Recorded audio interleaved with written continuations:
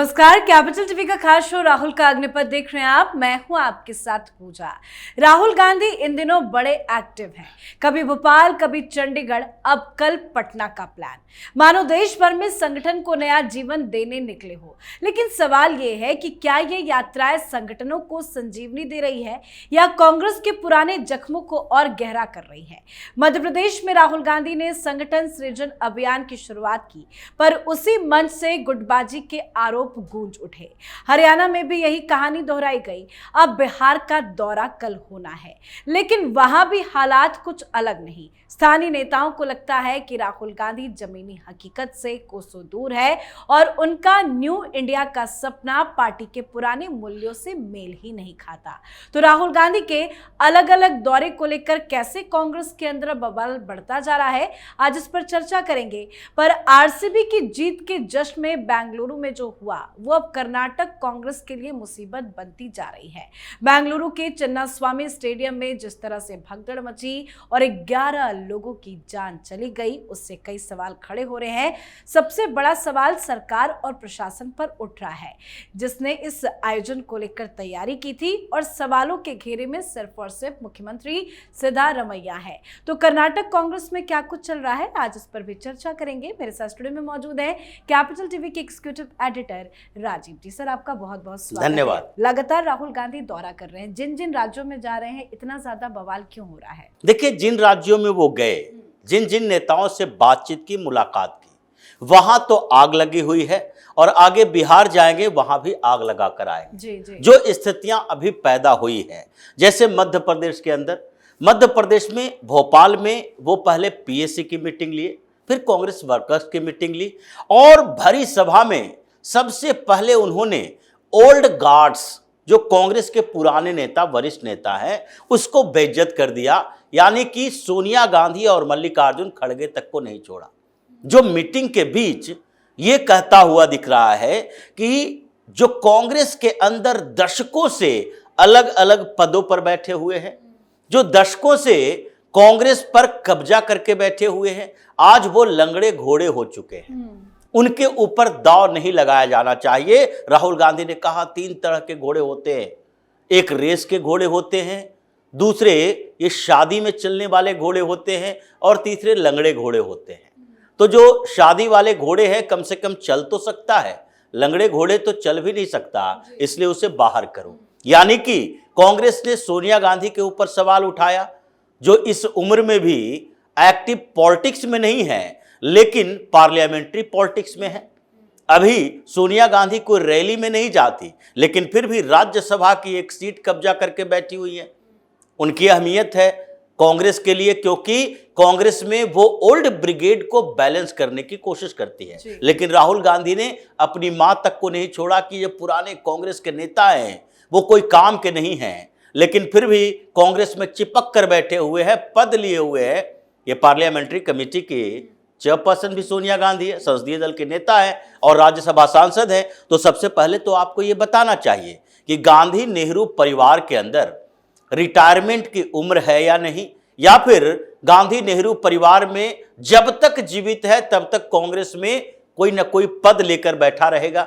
सोनिया गांधी पर सवाल ही उठ रहा था और चारों तरफ जो बैठे हुए लोग थे वो मुस्कुरा रहे थे इसी बात को लेकर कि राहुल गांधी, प्रियंका वाड्रा, ये दोनों तो कहते हैं कि भाई अभी हम मेहनत करने वाले लोग हैं, हम रेस के घोड़े हैं, लंगड़े घोड़े नहीं हैं।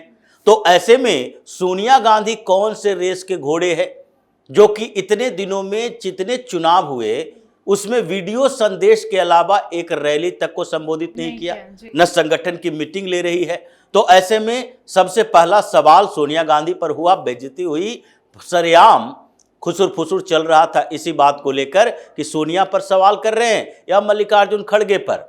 मल्लिकार्जुन खड़गे जो सही में लंगड़े घोड़े की तरह ही हैं, उनके घुटनों में दर्द होती है, वो चल नहीं पाते हैं, चलते चलते कहीं भी गिर जाते हैं, मीटिंग करने जाते हैं तो उनको बेहोशी का दौरा आ जाता है, मीटिंग को बीच में रद्द करके आते हैं। बिहार में भी मीटिंग करने के लिए गए थे और बीच में ही चले आए। एक रैली की, रैली में लोग नहीं आए तो वहां के बक्सर के ये जो जिला अध्यक्ष था उसी को हटा दिया गया।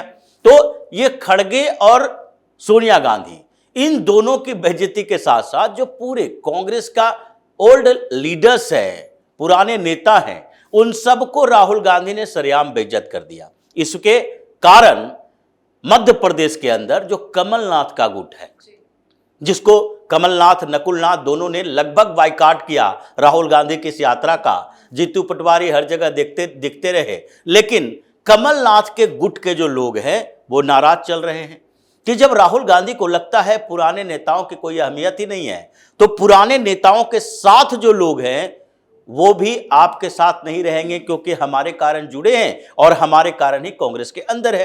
तो जिस तरीके से मध्य प्रदेश में आग लगाकर वो आए, हरियाणा में उससे भी बड़ी आग लगा दी, क्योंकि हरियाणा के 17 बड़े कांग्रेस के लीडर से उन्होंने मुलाकात की और उन लीडर्स के बीच कौन थे, जो कि राहुल गांधी से नाराज चल रहे हैं।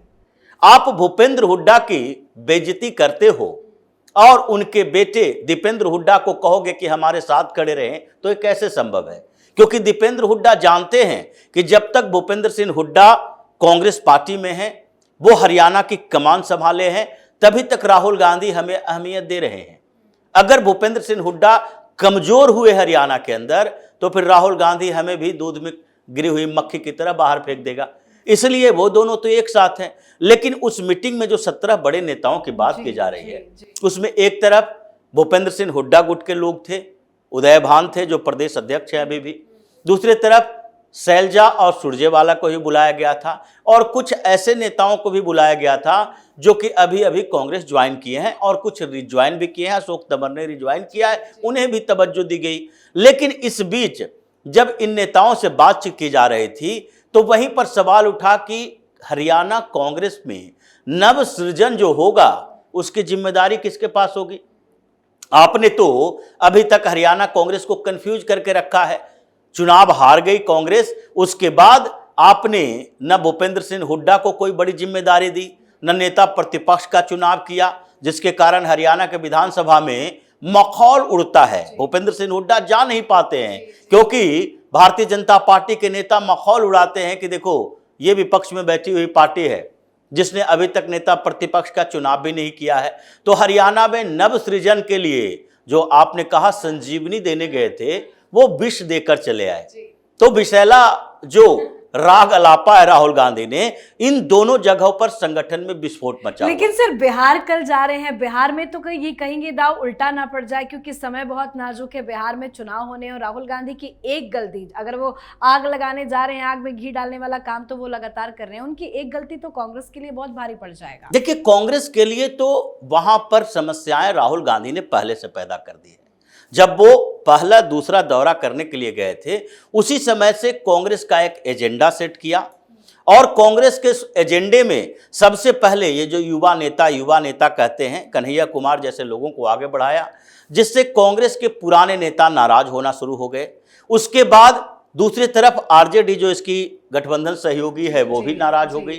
तो इस कारण से बीच में कन्हैया कुमार को दरकिनार करना पड़ा। लेकिन जब सवाल उठने लगा प्रदेश अध्यक्ष को लेकर, अखिलेश प्रसाद सिंह को हटाया गया और अखिलेश प्रसाद सिंह जब बाहर आए, हट गए, तो उनके लोग उनके साथ आए और कांग्रेस से अलग थलग दिखाई पड़ रहे हैं। वो पहले भी राजद के नेता रहे हैं अखिलेश प्रसाद सिंह, इसलिए राजद से कांग्रेस आए हैं और फिर लालू प्रसाद यादव के नजदीकी लोगों में गिनती होती है। इसलिए अखिलेश प्रसाद सिंह अब कांग्रेस के लिए नहीं बल्कि राष्ट्रीय जनता दल के लिए काम कर रहे हैं और उनके गुट के सारे लोग भी इसी बात के लिए काम कर रहे हैं। और अभी जो बिहार में कांग्रेस का 10 से 15% जितने कांग्रेस को वोट मिलते हैं, उसमें 10 से 15% वोट सवर्णों का रहता है, जो अभी भी पुराने समय से कांग्रेस के रहे हैं और बीच में भारतीय जनता पार्टी के साथ जाते जाते भी 10-15% वो लोग अभी भी कांग्रेस के साथ हैं, क्योंकि कांग्रेस में कई सवर्ण नेता हैं।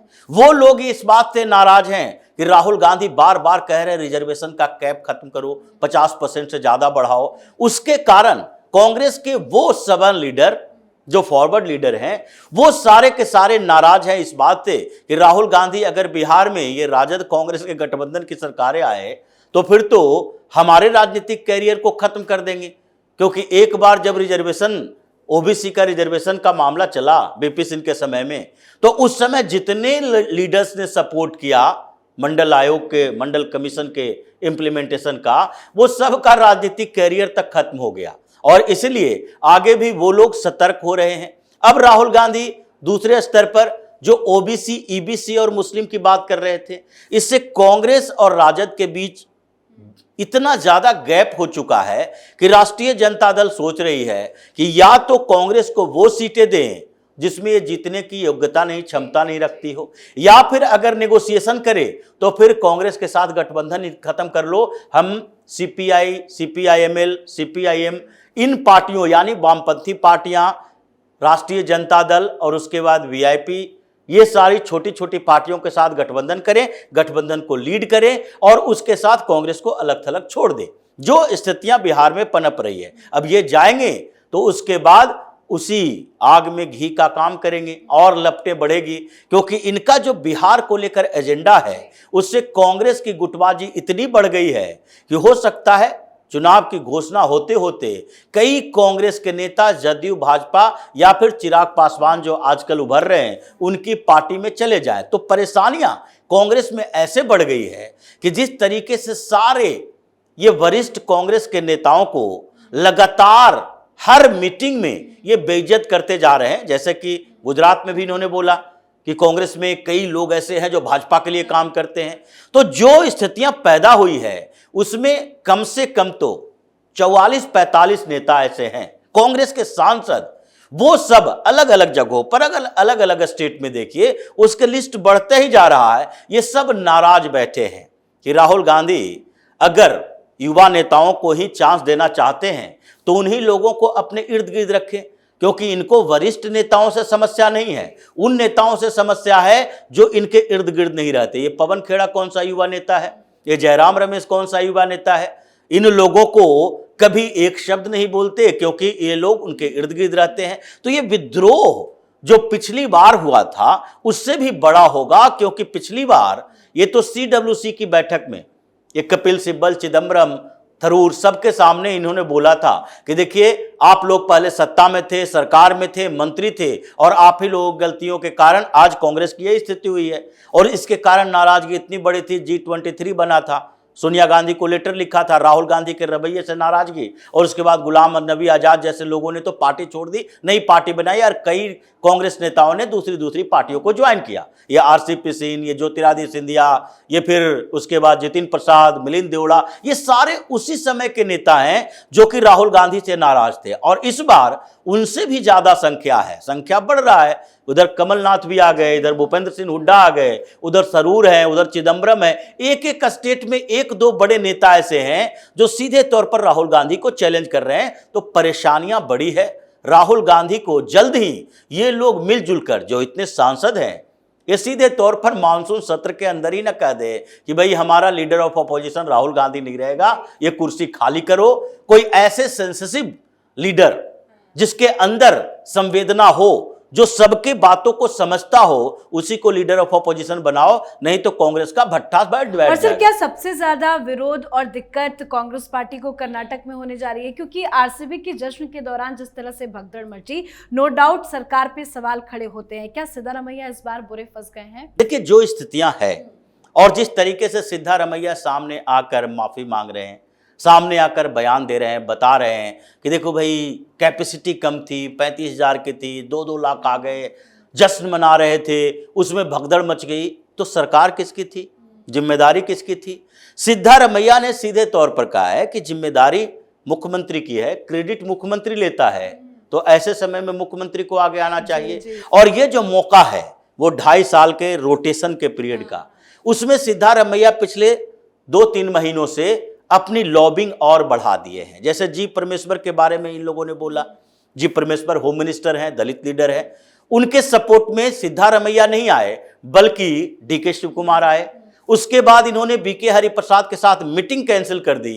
बीके हरिप्रसाद के साथ मीटिंग कैंसिल करने के बाद सिद्धारमैया के बदले डीके शिव कुमार ने मुलाकात की। और ये जो पहले कुछ ओबीसी और दलित मंत्रियों के साथ मीटिंग कर रहे थे सिद्धारमैया, आज उसमें से 70% मंत्री डीके शिव कुमार के गुट में हैं। तो ये एक बड़ा मौका मिला है डीके शिव कुमार को कि ऐसे समय में सिद्धारमैया के बारे में ये बात करवाएं और ऐसे समय में ये जो नेशनल लीडरशिप है उसको किसी तरह से कॉन्फिडेंस में लें, और अगर कॉन्फिडेंस में नहीं लिया जाता है तो यही बड़ा मौका है जिसमें कहें कि जिम्मेदारी तय होनी चाहिए। अगर मुख्यमंत्री ने ऐसा किया है, इतने लोगों की जान गई है, तो उसमें इनको इस्तीफा देना चाहिए। मोरल ग्राउंड पर यही तो इस्तीफा मांगता है।